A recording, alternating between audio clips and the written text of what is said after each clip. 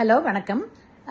இன்னைக்கு என்ன சொல்ல போறோம்னாக்கா கிட்னி ஃபெயிலியர்ஸ் எதனால இப்போ நிறைய வருதுங்கிறதுக்கு ஒரு ரீசன். ஒபிசிட்டி ஒரு ரீசன்னால நிறைய டயபெட்டிஸ் வருது, ரைட்டா? அந்த சக்கரை நோய் வந்தவங்களுக்கு நிறைய chances for the kidney failure, ரைட்டா? இது மட்டும் இல்லாமல் drug unnecessary usage of certain drugs, கிட்னியை டேமேஜ் பண்ணக்கூடிய ஹெபட்டோடாக்சிக் ட்ரக்ஸ் நிறைய இருக்கு. அது நமக்கு நிறைய பேருக்கு பீப்புளுக்கு தெரியாது, ரைட்டா? டாக்டர்ஸ் அதை கேர்ஃபுல்லாக எழுதுவாங்க. இப்போ மெடிக்கல் ஷாப்பில் ப்ரிஸ்கிரிப்ஷனே இல்லாமல் வாங்கும் போதெல்லாம் அது அந்தந்த நேரத்தில் அவன் ஓவர் தி கவுண்டர் கொடுக்கறதும் சிலது உங்கள் கிட்னியை டேமேஜ் பண்ணலாம். அதனால you should be very careful.